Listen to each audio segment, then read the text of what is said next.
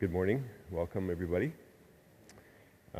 It's an honor and a pleasure for me to introduce our guest lecturer today. Dr. Victor Goldbloom was born and educated in Montreal. He graduated from McGill University in 1945 and became a pediatrician. In 1966, he was elected to the Quebec legislature. Re-elected in 1970, he became Quebec's first Minister of the Environment and later Minister of Municipal Affairs. In the fall of 1979, he resigned his seat to become head of the Canadian Council of Christians and Jews. From 1982 to 1990, he was president of the International Council of Christians and Jews. From 1991 to 1999, he was Canada's fourth Commissioner of Official Languages. He has served for over 30 years on the Canadian Christian-Jewish Consultation and the Christian-Jewish Dialogue of Montreal. Victor holds honorary degrees from Toronto, McGill, Concordia, Ottawa, and St. Anne's Universities.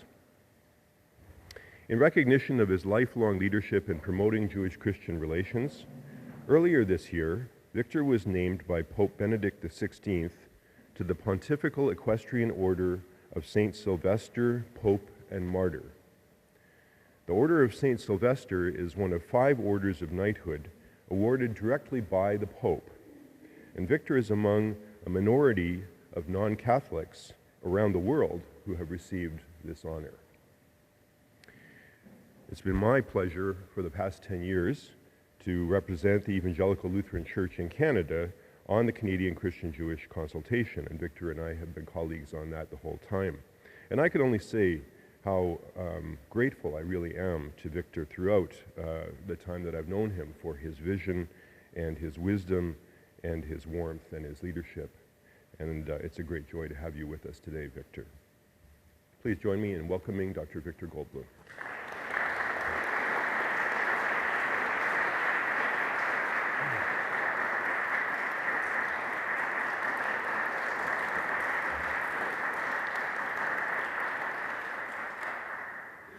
Ladies and gentlemen, good morning. Thank you for the honor of your invitation and the warmth of your welcome. I'd like to plunge in by offering a bit of historical perspective.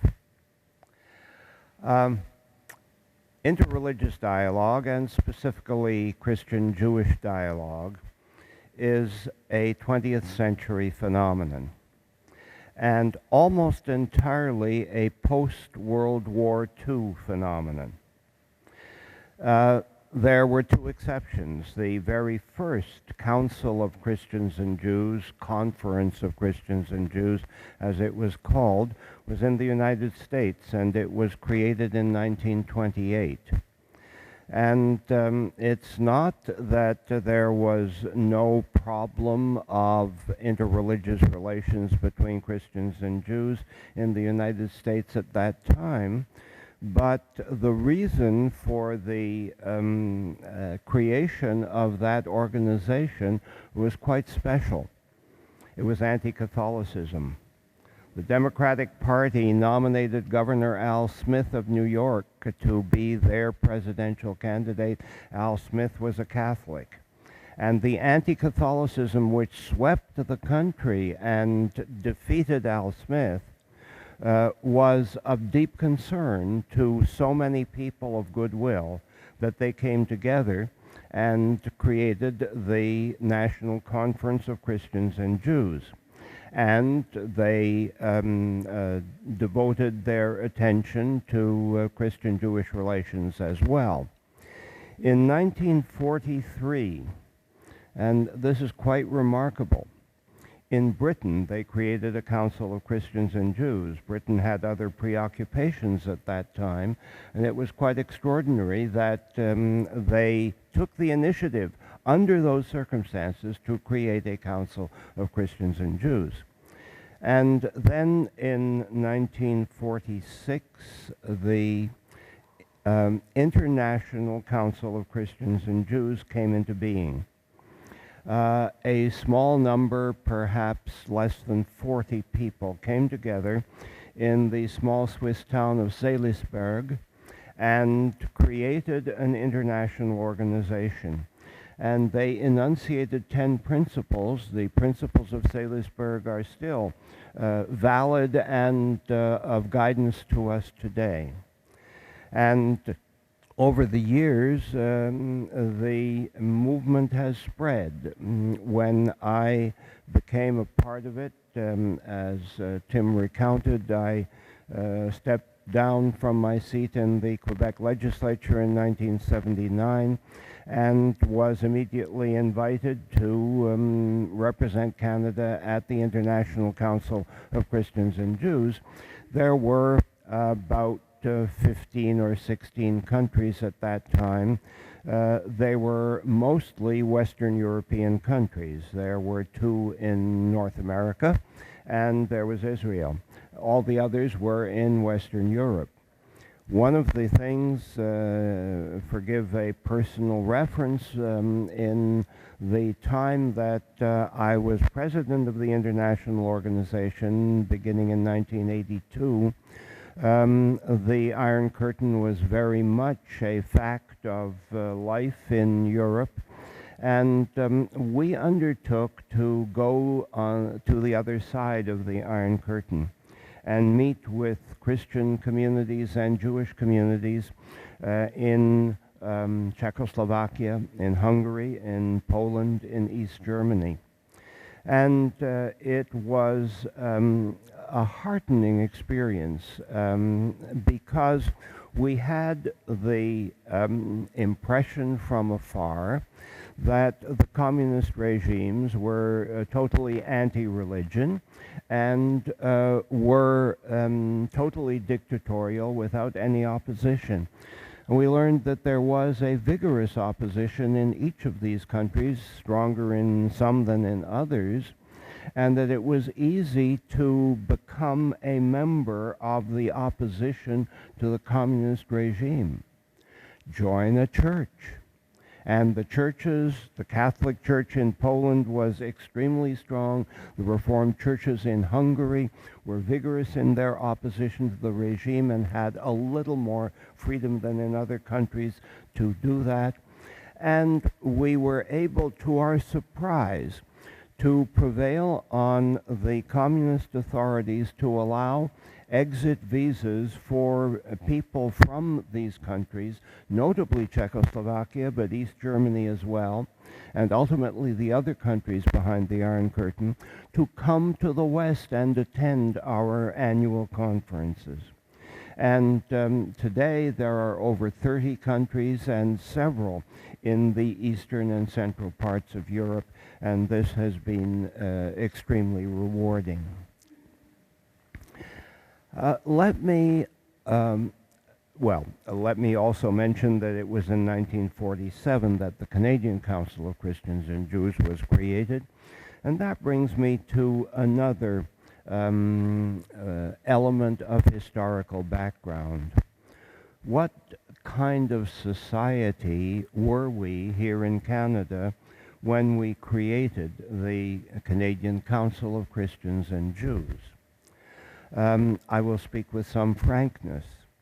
I grew up in Montreal, and I grew up in a time when anti-Semitism was taken for granted.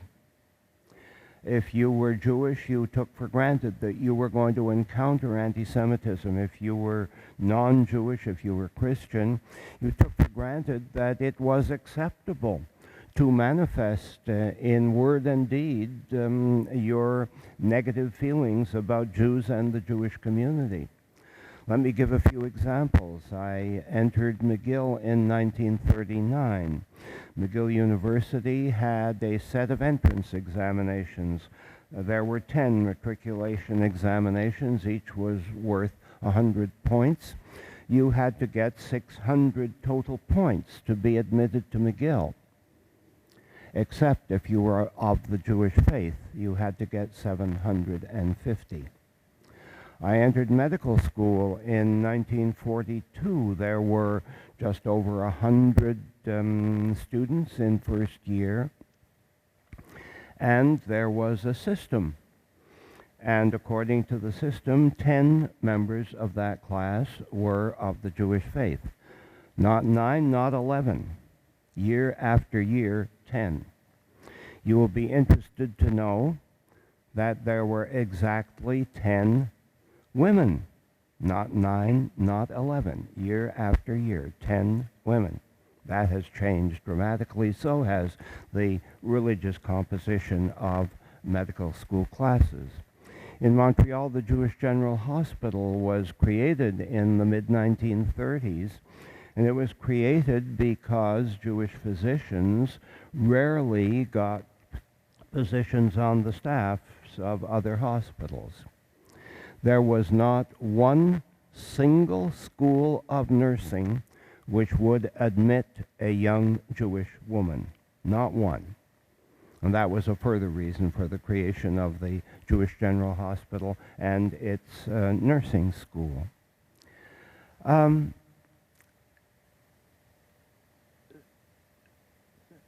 Obviously, during the war, the Shoah, the Holocaust, was going on, and there was relatively little awareness of it. When the war was over, we began to become aware of it. And I cannot help but think, I've not done a historical analysis myself and don't have the competence to do so, but I have to believe that the growing awareness of what had been going on in Europe between 1933 and 1945 caused us collectively to reflect on the kind of country, the kind of society that we had been, and the kind of society that we ought to be. And it was in that framework that in 1947 the CCCJ came into being.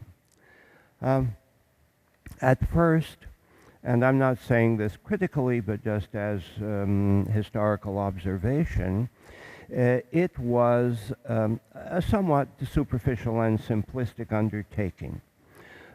We called the events, and these were days when gender equality was not part of people's consciousness, Brotherhood Week, Brotherhood events. And they brought people together who were clearly motivated to learn more about the other. And it was a feel-good kind of experience, but it didn't go deeply into the theological considerations which underlay the fact that we were of different religious commitments, and where had we come from, how had our religions originated, and very particularly, looking back 2,000 years, how had Christianity emerged from the Judaism of that day.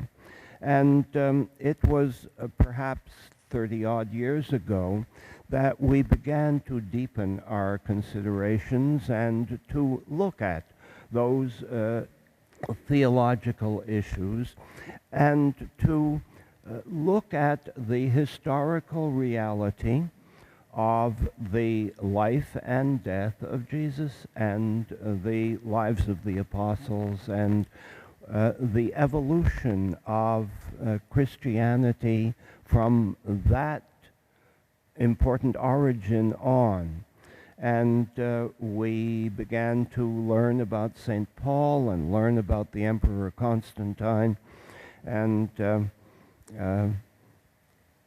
Tim was kind enough to mention the Order of St. Sylvester. I knew nothing about St. Sylvester before I was informed that it was going to be my honor, and I discovered that he was Pope Sylvester I at the time of Constantine, and was rather overshadowed by Constantine because of the dramatic decision which the emperor made to make Christianity the official religion of what became the Holy Roman Empire.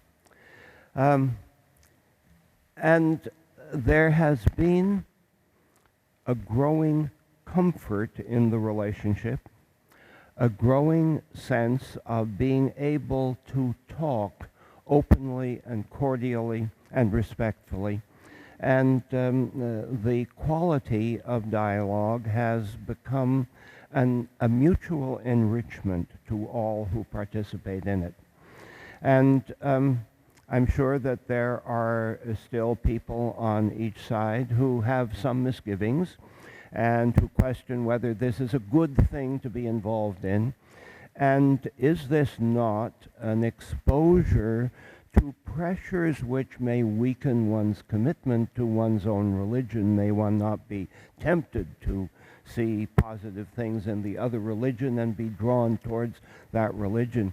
And the fact is, and I speak out of not only personal experience but personal observation, dialogue strengthens our own commitment to our own religion, obliges us to be more knowledgeable, obliges us to be more effective in talking about ourselves and our history and our commitment. And that is an additional reward of dialogue. Let me turn to more specific considerations about where we are today. And let me begin appropriately with the Lutheran Church. Prior to 1983, to my knowledge, there had been no Lutheran participation in Christian-Jewish dialogue. 1983 came along, and you are better acquainted with the life of Martin Luther than I am, but it was the 500th anniversary of Luther's birth. And a concern came over the Jewish community. When Martin Luther began his undertaking to change the way in which the church functioned, he had the hope and confidence that people who were not part of the established church would join with him, and he particularly hoped that the Jewish community would become part of the movement which he initiated. And when the Jewish community did not, he became angry and had some negative things to say. And there was concern in the Jewish community that in recalling the 500 years since Luther was born, that some of the rather negative things which he had written and said about Jews and Judaism would be part of the historical recollection and would create discomfort, unhappiness between us as Canadians. And I took the initiative of getting in touch with the Lutheran Church in Toronto at that time. And there were two gentlemen who came. One was Earl Albrecht, who became very much involved and later became seriously ill, and we lived through that unhappiness with him because he became an extremely good friend. And the year of 1983 passed without any reference that I was aware of to any of the negative things which Luther had said and written. And the Lutheran Church has been a stalwart participant in dialogue ever since. And we feel rewarded by that relationship. And I was telling Tim earlier that a couple of years ago I attended two encounters in the United States with the Evangelical Lutheran Church. Bishop Hansen came personally to be a part of those encounters, and they were equally rewarding.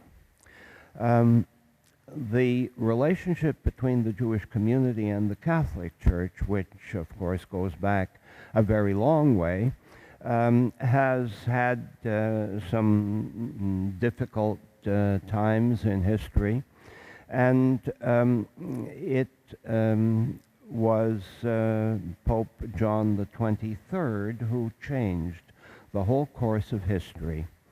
You may remember that He was elected pope under circumstances where his election was not anticipated. There were apparently, obviously none of us were present in the conclave and don't know how the voting went, but it appeared that it was hard for the cardinals to decide on a candidate, and that they chose John the 23rd as a kind of compromise, temporary interim candidate, and he became one of the historic leaders of the church, and he convened the Second Vatican Council. And the Second Vatican Council produced the document with which you may well be familiar, called Nostra Aetate. And Nostra Aetate had an important chapter on relations with non-Christian religions, and very specifically with the Jewish religion. And that has been a point of no return in the history of Catholic-Jewish relations. There have been other popes who have followed, and certainly it was normal to have some concern as to whether each successive pope would sustain the commitment which had been initiated by John the 23rd, and it has clearly been the case. And successive cardinals who have been responsible for relations between the Catholic Church and the Jewish community, Cardinal Edward Cassidy, Cardinal Walter Kasper, Cardinal Kurt Koch now, have all reaffirmed, Vatican II reaffirmed Nostra Aetate, and that is an ongoing relationship which has also been vigorously sustained by the Canadian bishops. The year 2000, a jubilee year in the Catholic tradition, was an occasion for the Canadian bishops to make a statement, to bring out a document which would be significant by virtue of it being a jubilee year. And they decided that their document entitled Jubilee would deal with Catholic-Jewish relations.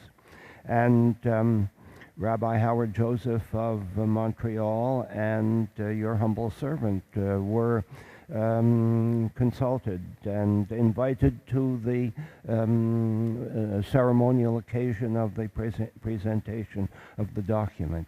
And that's the kind of relationship which has been sustained for going on 50 years now. When we created a national dialogue table, and that's a little over 30 years ago, and it was originally called the National Tripartite Liaison Committee, and it's now called the Canadian Christian Jewish Consultation. It was tripartite because the Canadian Council of Churches, the Canadian Conference of Catholic Bishops, and the Canadian Jewish Congress came together and signed an agreement to create a national dialogue table. A dialogue was going on in many countries at that time, yet our national dialogue table was unique because of the top-level commitment of the three religions to a national dialogue table. And it has continued ever since, a few ups and downs, and I will have to touch on one before I conclude. But it has been an opportunity for us to anticipate problems and talk them through, and to reach out to a wider public by holding conferences from time to time, and inviting not only people involved in religious undertakings, but the general public as well. And let me, in parenthesis, point out that there is a bit of a risk in dialogue, and the risk is that you form a circle and you become so comfortable in that circle that you continue to pursue the relationships in that small context, and you don't reach out to influence the general opinion of people who are not actively involved, and I'm not saying this in any derogatory way, not actively interested, and who need to be made more aware of the kind of society and the kind of interreligious relations that we have. Let me go on. What I wanted to say was that in the early days, the Canadian Council of Churches was not as active a participant as the rest of us had hoped. And there was one representative of the Canadian Council of Churches, and he was, as I recall, the General Secretary, and he was very hesitant about his involvement because he said, we're a coalition of a dozen or more churches, and we can't speak on behalf of our individual members. And after a while, we came to the conclusion that it made more sense, with the agreement of the Canadian Council of Churches, to reach out to the individual churches, and that's how the different churches became represented at the table. And we have had a continuing and positive relationship with the Anglican Church. The Presbyterian Church joined and has been a particularly cheerful participant. The Presbyterian Church was represented for a good many years by my good friend Doug Rollwager, who is now transferred to the Maritimes, and we regret his disappearance. The current representative is Mark Lewis, a past moderator of the Presbyterian Church and a very good friend. Doug was a person who always had a bit of humor to inject into our discussions, and that was most welcome.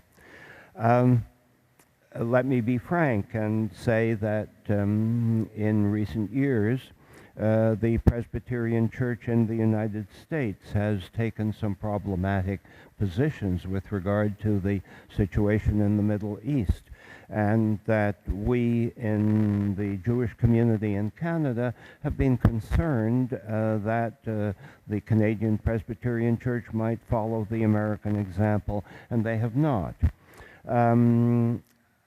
I became aware a few months ago that the moderator of the Presbyterian Church, the Reverend Rick Horst, who is in Barrie, Ontario, I believe, had led a group of 8 people, clergy and laity, to the Holy Land. And when they returned, there were a couple of quotations in the media, and one of them was something which caused me a bit of discomfort. But I said to myself, this little snip, half a sentence, was undoubtedly taken out of a much larger account of the experience, and I don't want to react to that one brief statement. And I discovered that on their return, the Reverend Horst and his colleagues had 4 lunchtime sessions to talk about their experience in the Holy Land. And I got the tapes, and I listened to the whole hour and a half, and was very much rewarded. And as I had suspected, that one thing that was problematic was just one kind of throwaway sentence which had no significance in the overall presentation of the experience in the Holy Land. And what struck me particularly was something which the Reverend Horst said, and another of the speakers said.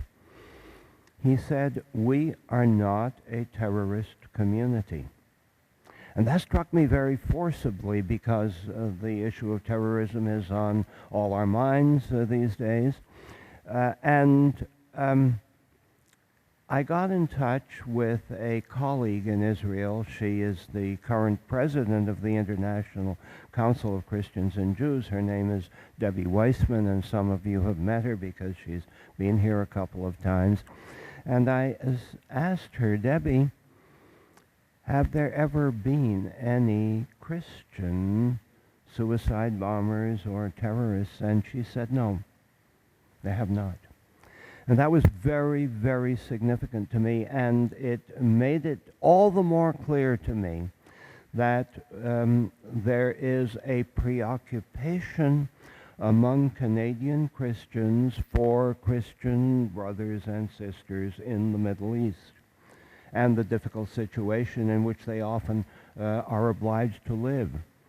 And of course, that also caused me to say to Christian brothers and sisters, "So you can understand my preoccupation for my brothers and sisters over there in those difficult circumstances." This is not presently at the national dialogue table, but let me add two other experiences at the local level in Montreal. We had tried for a number of years to reach out to Orthodox churches and invite them to become part of the dialogue. And we had not been successful. And all of a sudden, the Ukrainian Orthodox and Ukrainian Catholic churches in Montreal volunteered to become part of the dialogue. One of the reasons is that one of the Ukrainian priests is a chaplain at McGill University and has been therefore automatically involved in interreligious relations in that chaplaincy context. And he became the chair of our dialogue for a couple of years and has been a faithful participant ever since. And the Ukrainian participants, laity, approached the Jewish members of the dialogue and said, "Why don't we undertake a bilateral Ukrainian-Jewish dialogue?" And we've been doing that for about 4 years now, and it's been extremely rewarding. And about 3 years ago, again, out of a clear blue sky, the Mormon Church approached us and said, "We'd like to become part of the dialogue." And we have had Mormon representation for these 3 years, and the person who represents the Norman Church is a woman who is a physician, and that gives me a particular collegial relationship with her. And she has not only been a member of the dialogue, but has taken on the organization of an annual ecological undertaking where we go in a multi-religious gathering and clean up a park somewhere in Montreal, and that's been extremely gratifying. I come necessarily to the United Church of Canada, and when I was invited by Tim to come here and speak to you, it did not seem to be a problematic subject, and it has become so, and I need to speak about it with some frankness. Let me go back to 2003. The United Church has a triennial general council, and at the council of 2003, a document was adopted entitled Bearing Faithful Witness, and it was a top-notch document. It was a theological consideration of the relations between Christianity and Judaism, and it was entirely positive and heartwarming. And that gave us the feeling that the United Church, which had not always been positive about Christian-Jewish relations, was going to be a constructive partner from that point on. 3 years later, and the United Church has a very democratic structure which allows individual presbyteries, groups of churches, individual churches, possibly even individual members, I'm not sure, to bring forward resolutions for debate at the General Council. And in 2006, there were resolutions which were very critical of the State of Israel and very negative about the situation in the Middle East. They were not adopted, but there was rather intense debate about them and rather intense anxiety within the Jewish community. And again in 2009, there were resolutions which came forward, and they were again not adopted, but this time they were not rejected, they were set aside.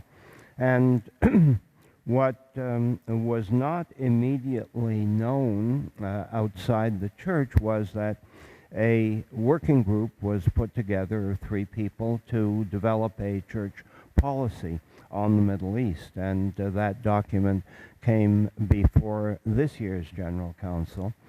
And I was invited, actually in my capacity as current chairperson of the Canadian Christian-Jewish Consultation, but obviously as a representative of the Jewish community, to attend with the right to address the gathering. And the proposal was, as you may have learned, to boycott anything produced in the settlements on the West Bank, and to boycott companies which, by virtue of selling their products to the State of Israel, facilitate the occupation of those territories. It was not an easy task to address that gathering.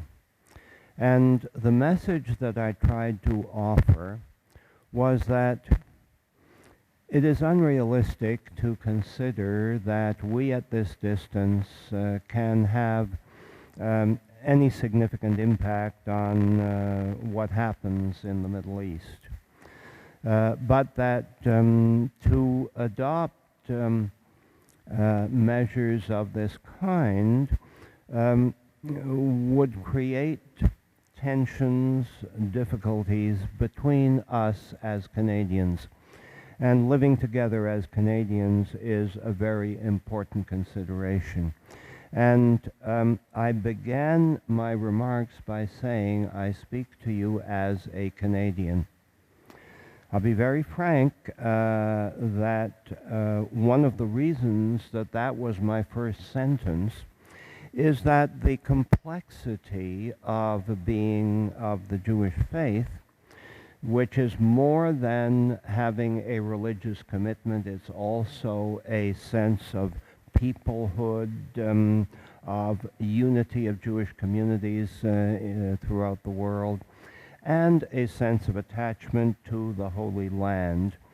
That causes sometimes some questioning as to where one's commitment really lies. Does one have a dual loyalty? And I wanted to make it clear I am a Canadian as I make it clear to you. and that relations between Canadians are of profound importance to me, and obviously involvement in interreligious dialogue is involvement in sustaining positive, mutually respectful relationships between Canadians. Notwithstanding anything which I said to them, the resolution was adopted, and that created a dilemma for the Jewish community, which decided that it could not continue to sit at the national dialogue table under these circumstances. And that is the situation in which we find ourselves at this moment as I speak to you. The United Church subsequently said, we are prepared to stand aside from the dialogue in order to allow the other churches to participate and the Jewish community to participate. And the other churches have expressed hesitation about doing that, and they will be meeting later this month and taking whatever position, drawing whatever conclusions they wish to, and then we'll have to relate to that decision and try to find a way forward. And I say try to find a way forward because moving forward is of profound importance to me. I think it is in all of our interests that we find a way of moving forward.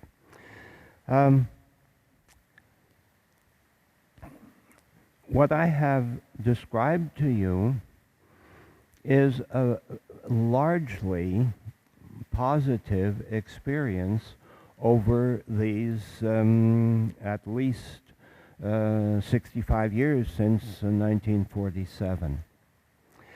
And I have a deep commitment to their continuance and a recognition that my community has much to gain, much to benefit from these relationships. It's a different country from the one in which I grew up. And I have had opportunities because of the change in Canadian society that I would not have had if it had continued to be the kind of society into which I was born in 1923.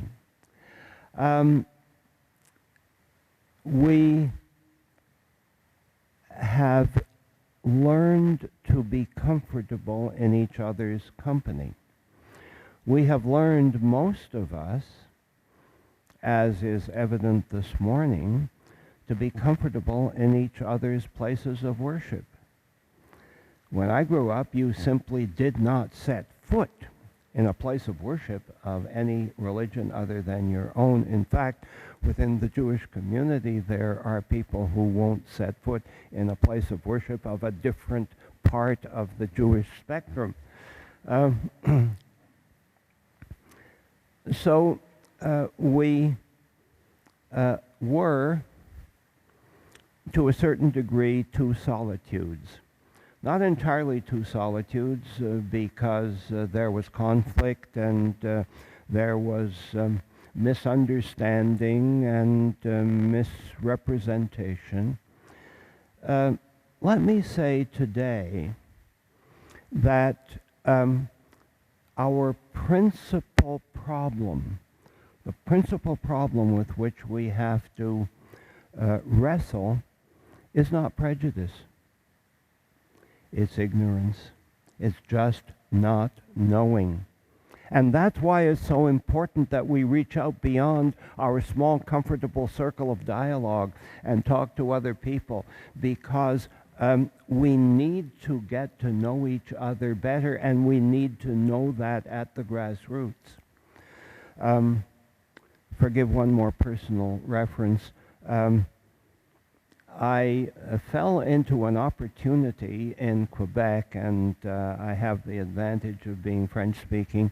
The Société Saint-Jean-Baptiste, which is a network of rather nationalistic organizations, became open to the idea that I might come and speak with them about the Jewish community.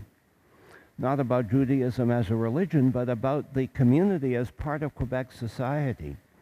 One of the things that is not widely known is that the Jewish community in the province of Quebec is exactly as old as the English-speaking Protestant community. Until 1759, the Battle of the Plains of Abraham, in order to be a part of New France, you had to be of the Catholic faith. A Huguenot was not allowed to own land in New France, and there were no Jews in that population, and the first Jews came with the British troops and established themselves first in the city of Trois-Rivières, Three Rivers, and that was in 1760, and 8 years later, 1768, there was a sufficiently large Jewish community in Montreal for the first synagogue to be created. It goes back all that length of time, and that's not widely known, and so I leapt at this opportunity and had 8 or 9 chances to speak to groups in different parts of the province, and very particularly in parts where there is no Jewish community and therefore no opportunity for interchange. And my next project, and I've begun to approach the bishops on this, is to get to address grassroots clergy, the curés de paroisse, who stand up each Sunday in the pulpit and talk to their congregation. And I really hope that I'll have the opportunity of exchanging with them. Well, I talked about our being two solitudes, and that expression has particularly been used to describe the situation of French-speaking and English-speaking Quebecers. And it was the title of a book which you may possibly have read by the great Canadian author Hugh McLennan, and I had the privilege of having Hugh as a teacher in high school, and he became a personal friend. And if you have read his book, Two Solitudes, you may possibly have looked at the quotation at the beginning of the book from which those two words are derived. It's a quotation from the German poet Rainer Maria Rilke, and it reads as follows: "Love consists in this, that two solitudes protect and touch and greet each other." And that, to me, is the spirit of dialogue. Thank you very much for welcoming me and for listening.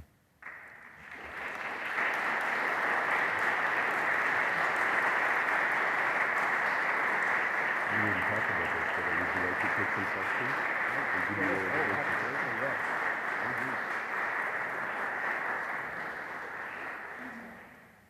We have some time for some questions, and Victor has said that he'd be willing to answer some questions. Let me offer you a political dictum.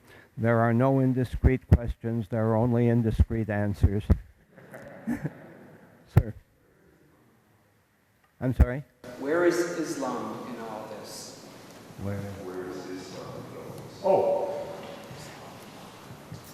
this?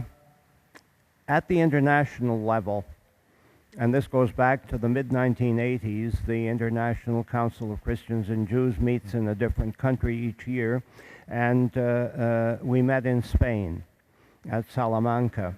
And we said to ourselves, we cannot be in Spain without recognizing the history of that country and the interrelations between Muslims and Christians and Jews, which were quite harmonious at a certain time in Spanish history.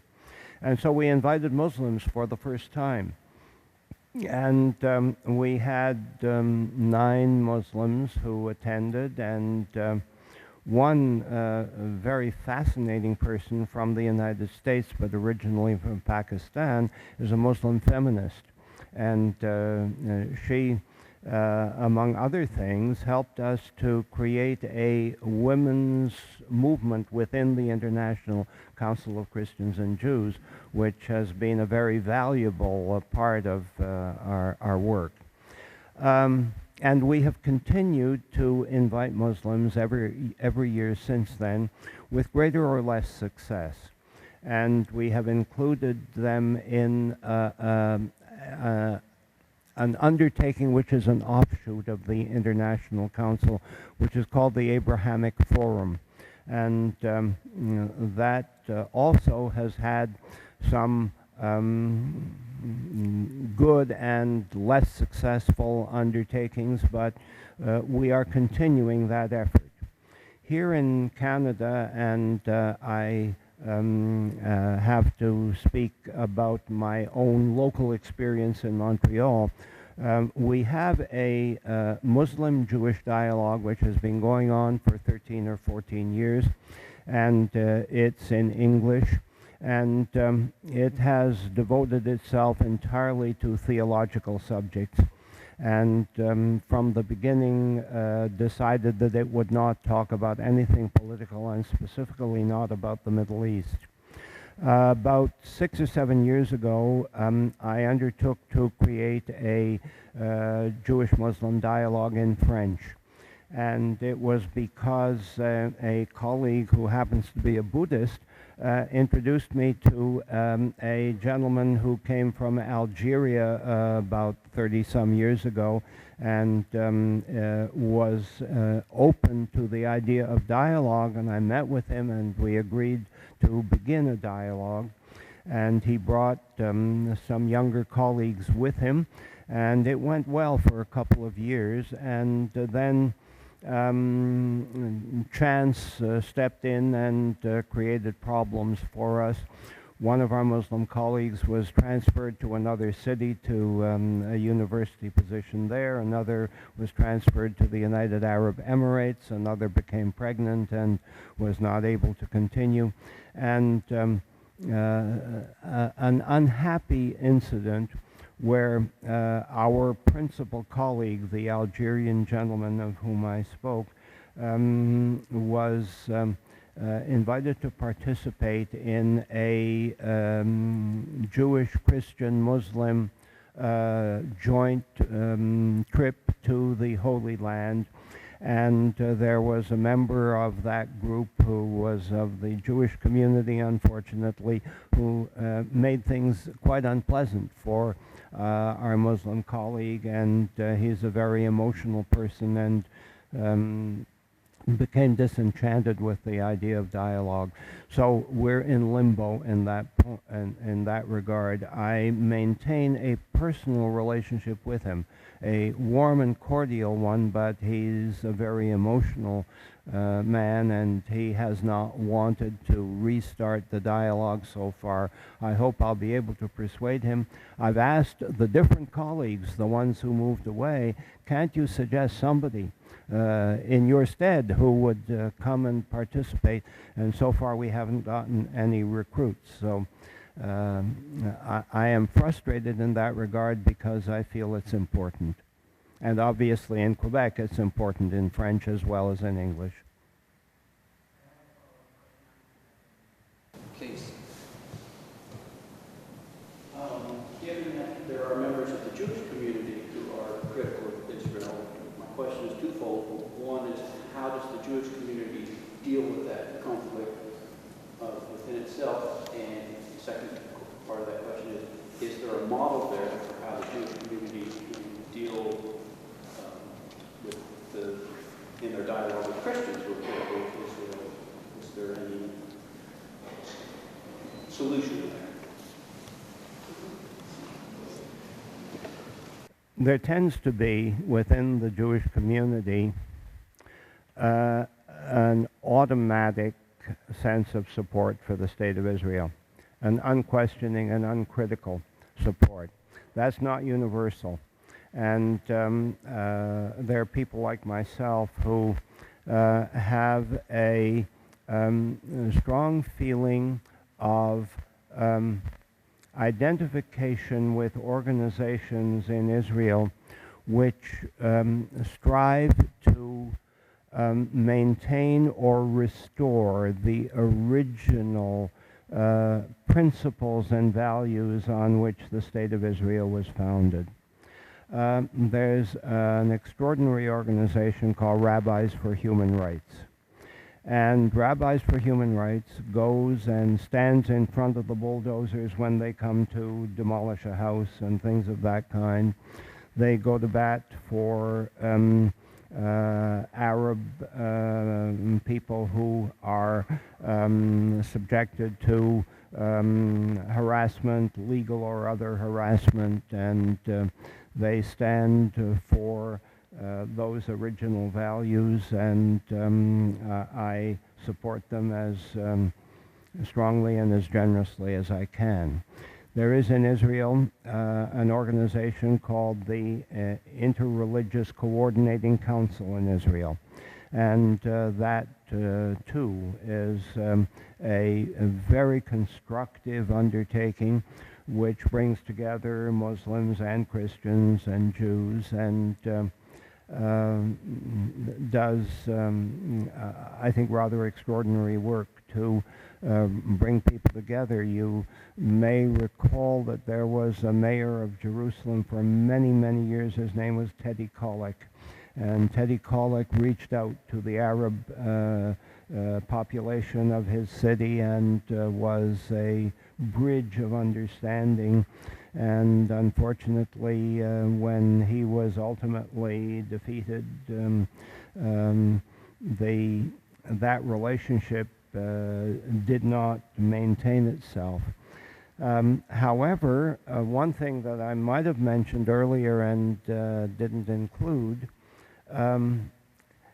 this is something which was reported in great detail in the New York Times last year sometime.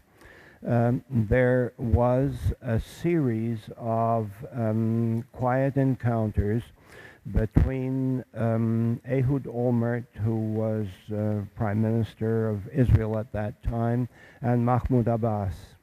And they sat and talked about the settlements and about a way of resolving the problem, and they came that close to an agreement. And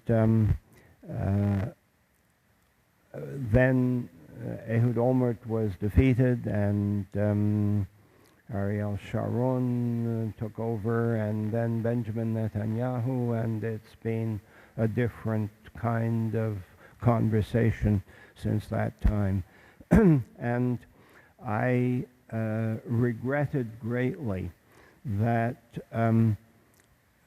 there was no outside influence that stepped forward when Abbas and Olmert were that close to an agreement and said, let's sit down together and resolve the small remaining difficulties. And to be candid, that's the kind of role that I envision Canada as playing, and we haven't been playing that role for a number of years now. I'm obviously not negative about a country supporting Israel, but Canada has such a reputation, going back to Lester B. Pearson, of being the intermediary, the promoter of dialogue, the promoter of peace, and I just pray that we get back to playing that role in the world, because I think that's a contribution that we can rather uniquely make and that we're not making right now. It's a bit of a diffuse answer to your question, but it comes from the heart. Sir. I'd like to ask a question about what is your thought on the best way forward to include ethnic Christians in this dialogue. the Jewish-Christian dialogue largely has been done by people who are Euro-American or Euro-Canadian, who understand that European history. But a lot of, like you mentioned, the United Church, Lutheran Church, or other churches, they have a strong, like Asian or other kind of ethnic Christians, which largely ignore or even bypass the Jewish-Christian dialogue. But the Christianity that we know of have a lot of followings in the non-European countries. And so I just want to hear from you, have you thought of what is the best way to include or increase the involvement of ethnic Christians so that it goes beyond just the European understanding of the issues? Because these ethnic Christians, they don't know much of the dialogue that we have been doing. And they basically have no knowledge of, they have this understanding that the reflections of Jews and Christians were European Christians' task. And by ignoring that, a lot of the things that the Jewish Christians have been doing have not affected the way those Christians' understanding of Judaism and Christians. And that, to me, is problematic. A lot of Euro Christians have changed in many ways. A lot of growing Christians in Asia, in South America, in Africa, they don't participate. And the consequences could be very negative. So I would like to hear what is your thoughts on the best way to include those Christians. Let me make a distinction between continents. The situation in Latin America is different from that in Africa and in Asia. And there is, in fact, a fair amount of Christian-Jewish dialogue in Latin America today. There are countries like Uruguay and I'm sorry, I'm forgetting. There are a couple of other Latin American countries which are part of the International Council. And notwithstanding the distances, because generally the annual conferences take place in Europe, they're pretty good about attending. And there are fairly substantial Jewish communities in many of those countries, in Argentina, Uruguay, Brazil, and other countries as well. The problem in Africa and in Asia is that by and large there is not a local Jewish community with which to engage dialogue and about which to learn. And we have not really been able to resolve that dilemma. There's no substitute for face-to-face encounter. And ideally, we ought to be able to send spokespersons to different countries and engage a dialogue, and we don't have the human or material resources to do that. There's a very interesting phenomenon in Africa of which you may have heard.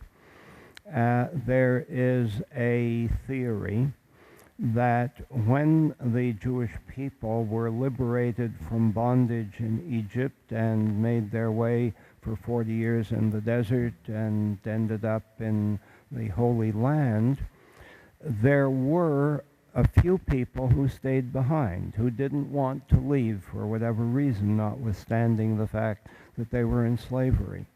And that there were some people who got to the Holy Land and were not happy and made their way back to Egypt and from Egypt to other African countries.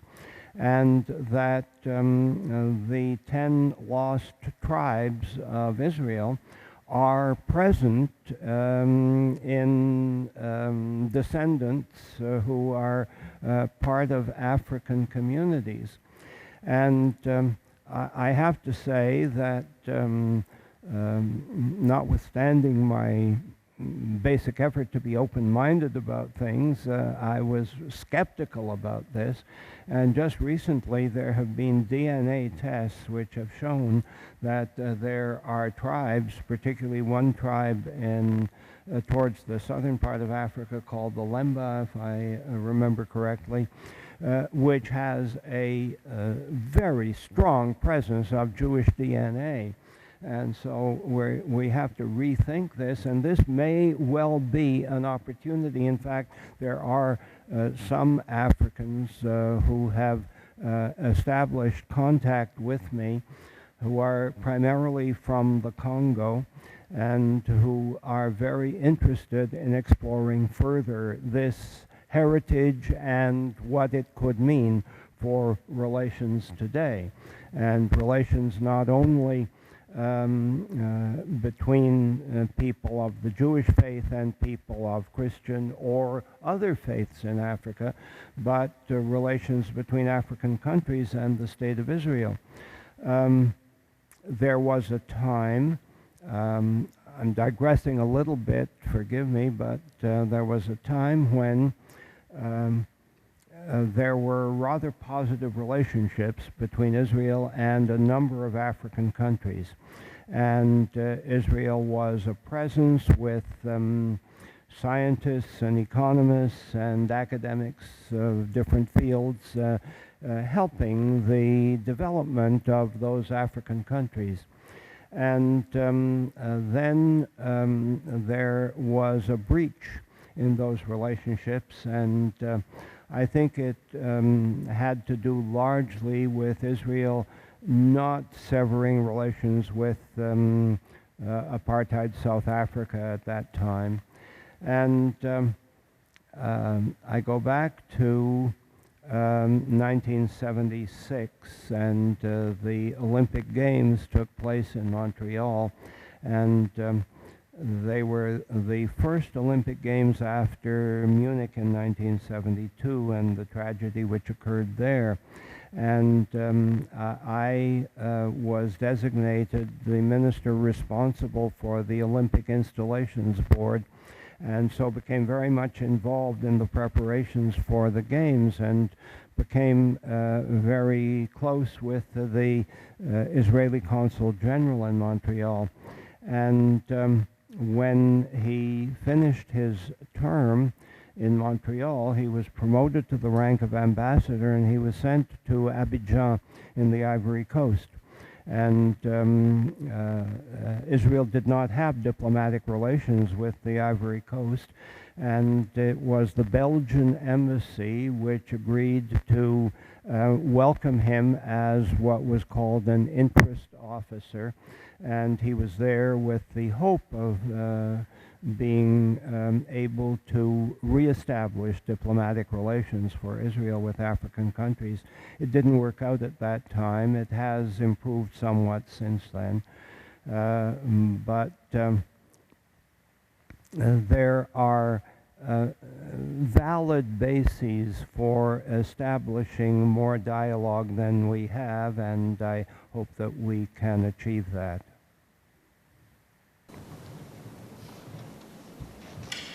Yes, just a follow-up. I'll ask you to speak quite loud. Sorry, just a follow-up question on what we talked about earlier.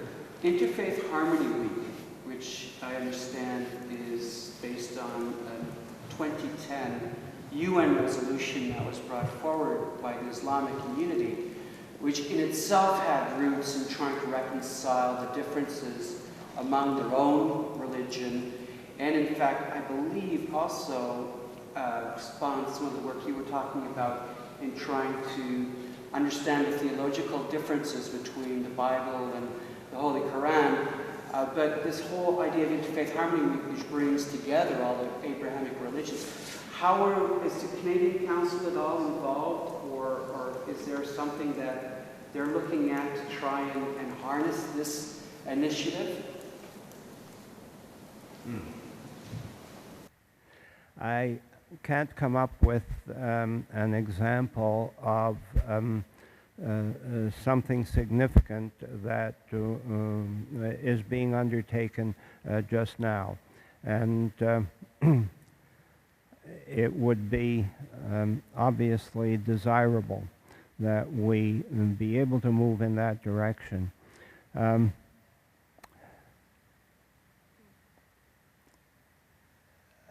I think that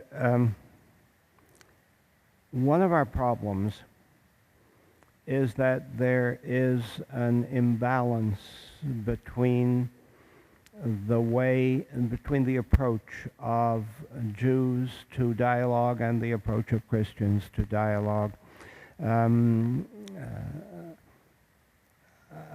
trying to be as objective as I can in this regard. I think that for most Christians, the primary interest is historical. Christianity evolved out of Judaism in the first couple of centuries of the Common Era. There were people who became part of Christianity but continued to be part of the Jewish community, continued to worship in synagogues, and it took a while before there was a clear divergence.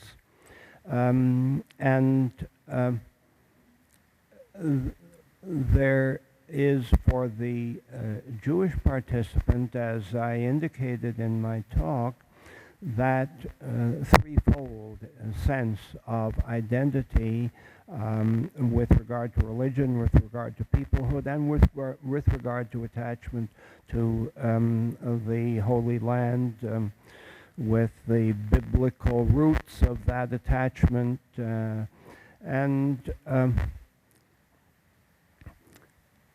it's essential for us to listen effectively to each other, and we keep saying that it's not enough for us to learn something about the other person, about the other person's religion, about their observances and their beliefs.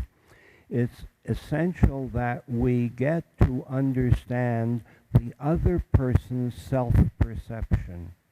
How does he or she see themselves as a Christian, as a Jew, as a person of whatever part of the Christian spectrum, whatever part of the Jewish spectrum that person may inhabit? And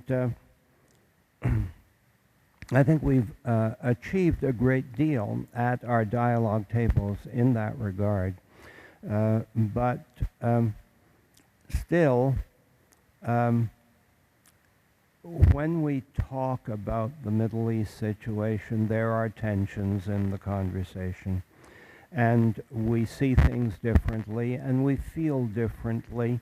And we feel differently because we relate to people over there, as I indicated when I was describing the experience of the Canadian Presbyterian Church.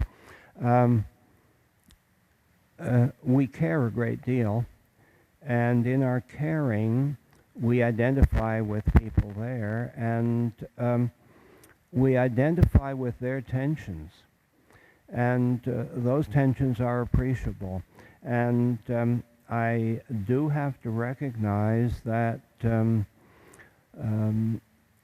I talked about some of the positive things, and I didn't talk about some of the negative things as well. There are things which occur in day-to-day relationships between Israeli Jews and Israeli Arabs, or Palestinian Arabs in the West Bank particularly, which are not positive, and which I regret deeply and wish they didn't happen, but the reality is that they do.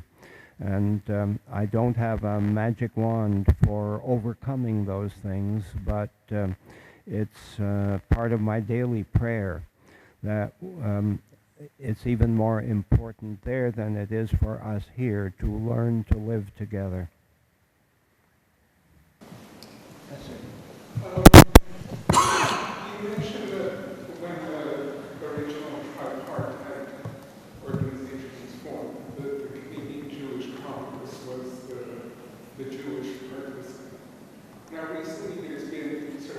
structural change in Jewish community institutions at the national level where the Canadian Jewish Congress and the Canada-Israel Committee is subsumed into the Center for Israel and Jewish Affairs.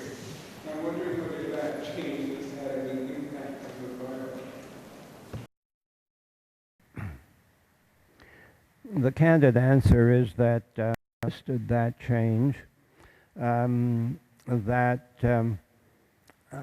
am, to say the least, perplexed by the change which has come about in my community. I was involved with Canadian Jewish Congress for many years and proud to be involved, and felt that this was an organization which was very effective in dealing not just with issues pertaining to the Jewish community itself, but to social issues concerning all Canadians. And I was very proud of that and felt that my community often played a leading role in prevailing on successive governments to deal appropriately with social issues. I tried to understand the reasoning behind the change which made Canadian Jewish Congress disappear and brought into being an organization called CIJA, Center for Israel and Jewish Affairs. And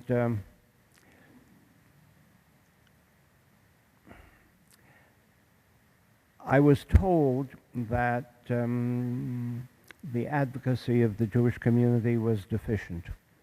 And I tried to get an understanding of whether that meant advocacy on behalf of the State of Israel or domestic advocacy on Canadian issues. And I was not able to get a clear understanding of what the motivation was. To this point, there has not been a significant change in the perception of interreligious dialogue as an important thing. I think it's probably a little lower on the scale of priorities than it was, but the commitment has been maintained. However, I described the situation resulting from the decision of the United Church to adopt its resolution regarding the West Bank settlements, and that creates a position of uncertainty, and I am not able to predict how the CIJA board will respond to whatever decision emerges from the meeting of the churches on October 25th. So I live with that anxiety over my head. And I will say on a personal basis that whatever may emerge, I personally am going to make every effort that I can to ensure that dialogue continues. And if that requires a different framework, then I'm going to work to create that different framework. As a mediator, as a peace builder, do you have any specific ways that you see the Christian-Jewish dialogue contributing to that return?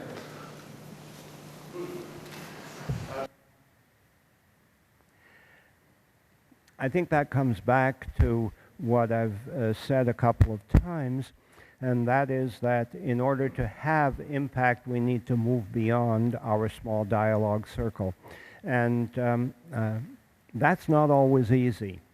And part of the problem that we face today is that we are, to an increasing degree, a secularized society. And we keep saying to each other, there's a large secular component of society out there, and we need to reach out to it.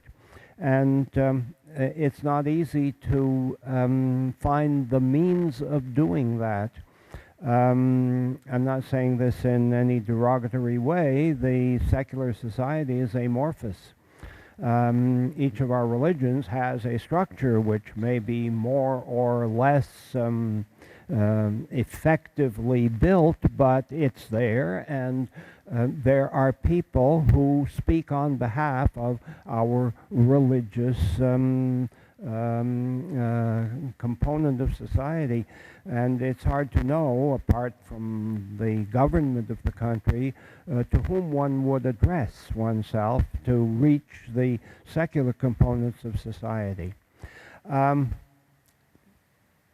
I do feel that, and I guess this has been implicit in what I've said before, that we inevitably come to discuss the Middle East situation and possibly other situations in the world, and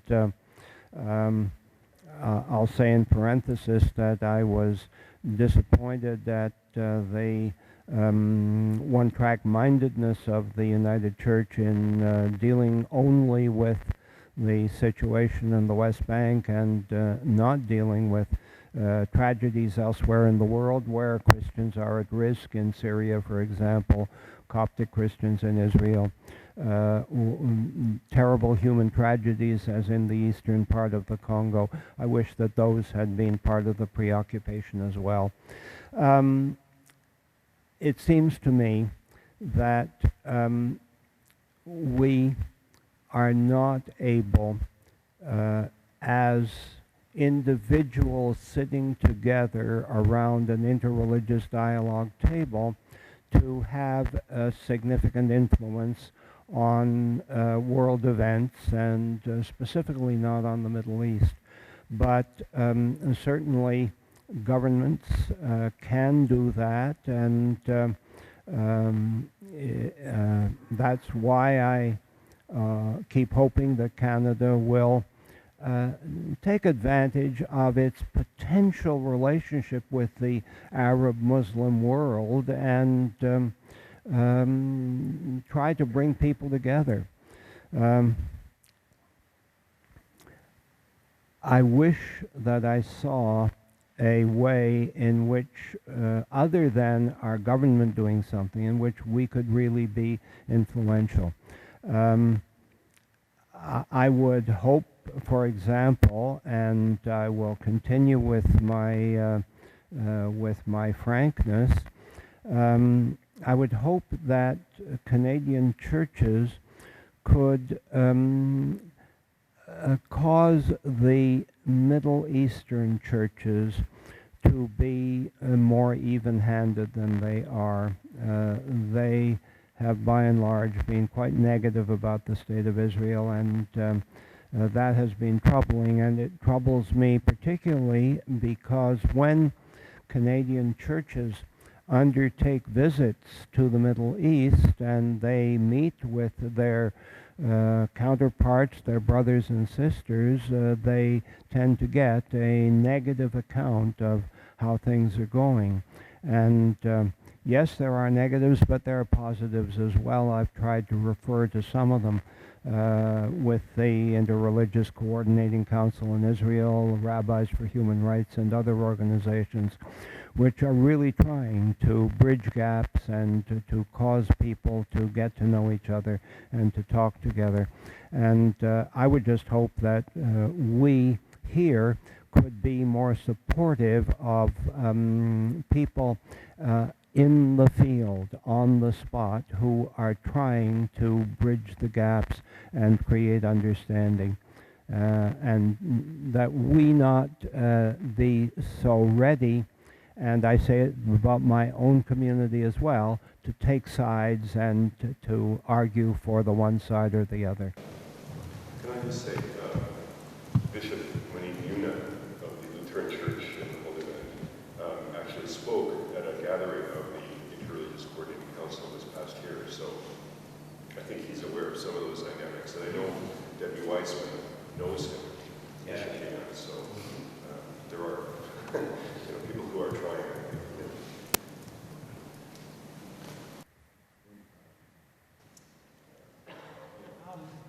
I happen to serve a congregation in Toronto just off Bathurst. When I teach my children in the church, grade 7, 8 kind of students, they teach me as much about contemporary Jewish culture because they're friends, they celebrate together, they hang out together. As they teach me as much about contemporary Jewish culture as I can teach them about, the Jewish roots of Christianity. I'm wondering about the place of youth in this dialogue. Is it a generational thing, or are there youth really active and involved? We try to avoid it being a generational thing. Again, my experience is in Montreal, so that's what I quote. For many years, we've had an annual event for young people, high school students particularly, which began as an introduction to Judaism for Christian students, and which expanded to be a dialogue, and we've been able to really encourage the young people to dialogue together.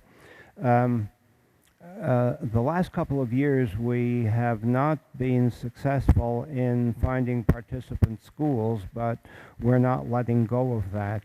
And as you do, I feel it indispensable that we help young people to have an understanding, a perspective of the diversity, religious and other, of our society. Now, you may be aware that Quebec has done something rather interesting and which has been somewhat controversial. Our school system for a long time was religiously based. There were Catholic schools and Protestant schools. And it was in the 90s that it was decided that that structure would be abolished and that we would have English schools and French schools. And that became a disadvantage to the Jewish community in the sense that as long as there were Catholic schools and Protestant schools, one could say, well, there are other religions, and particularly the Jewish religion, which are fairly significant in numbers within our society and deserve some recognition. When the basis is linguistic, that argument no longer holds. But in the move towards a secular society, and that has both positives and negatives in my personal view, a new curriculum was developed, and it's a curriculum which gives youngsters a perspective of the religious diversity of the world. And as I said, it's been controversial. There have even been court cases taken out against it which have not been successful. I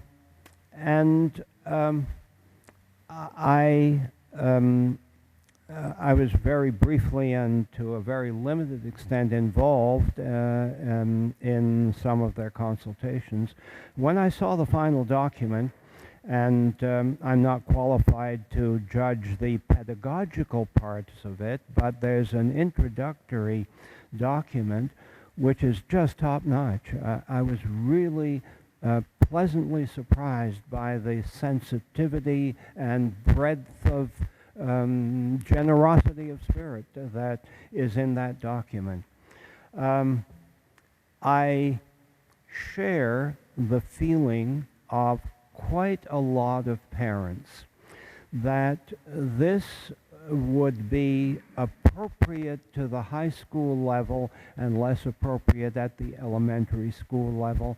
Parents tend to want their children to get a good grounding in their own religion before being exposed to the religious diversity of the world, and I share that view. But On the other hand, I expected that there would be a lot of resistance within the Jewish community, and to my pleasant surprise, I was invited to visit a Jewish elementary school where the children had been invited to put together an exhibition about 5 major religions and to be able to describe what they had illustrated with paintings that they made and illustrations of different kinds. And I said to the principal, didn't you get a lot of resistance from parents about this? And he said, no, virtually none. The parents were extremely supportive. So to that extent, we are moving in a positive direction. I'll extend my answer to say that I am concerned about the secularization of our society, particularly since the election of the Parti Québécois on September 4th, because they are talking about adopting a charter of secularization. And I am concerned that this whole trend towards neutralizing our society, and I agree the state ought to be neutral with regard to religion, but I am concerned that religions are being marginalized, and that this is not a positive thing for our society. We all have varying ways of living and manifesting our religions. There may be strict observance of do's and don'ts. There may be a significant spiritual component to our sense of what our religion is. There is certainly a sense of community which brings us together when we worship and when we identify ourselves as being of a particular religion. These are values to me, and they're values that should not be lost. And I am very concerned about this trend towards the marginalization of religion, and have been trying to mobilize other religions to come together and stand against the extreme secularization of Quebec society. Say one more question. One more question. Sure. You indicate that the current problem is not so much prejudice as it is ignorance. I'm not sure I agree with that, but if that's true, what is the ignorance? Is it historical? Is it sociological? Is it theological? The second part is, has the council produced some study materials that we can use at the congregational level? We had a rabbi speak, gave a good sermon to us, but it just kind of stopped there because we didn't have follow-through materials. I think I should apologize for having used the word ignorance. It's too pejorative a word. But we do need to know each other better, and the fact of not knowing each other allows impressions and long-standing prejudices to persist, and which need to be dispelled. And that has certainly been my experience in going around the province of Quebec and talking with the Saint Jean-Baptiste Society. People everywhere I went said to me the same thing. I've learned a lot about your community, and you've dispelled a lot of incorrect impressions which I had, and I think that's essentially what we need to do. In terms of documentation, we as the Canadian Christian Jewish Consultation have not, to my recollection, produced things, but there is a document which was produced by 4 rabbis just a few years ago, and is called in Hebrew Dabru Emet, which means speak the truth. And it's the first time to my knowledge that there has been a Jewish reflection about Christianity. And it's a very sensitive and generous understanding, and it's a very worthwhile document. I'm really quite proud to have known two of the four authors, and it was subsequently endorsed by a couple of hundred rabbis all over North America. And I would recommend that document and would find the means of making it available to you if you would like to have it.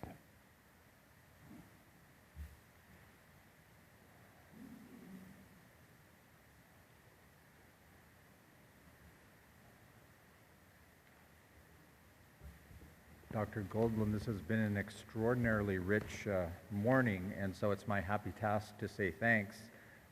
Those of us who today happily and deeply imbibe at the wells of interfaith dialogue too easily forget how deeply indebted we are to visionaries such as Dr. Goldbloom, who have divined sights where new ways of seeing, thinking, and being refresh us in marvelous ways. And so on behalf of all of us here, I thank you for a lifetime of stubborn hope, for this time of insight and inspiration, and for the ways in which your wisdom will surely illumine our paths in the future.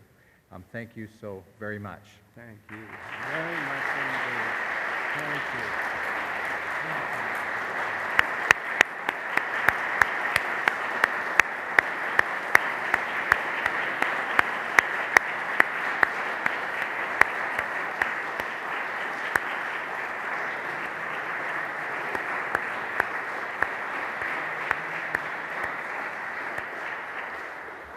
I invite Dr. Firmer forward for a few announcements.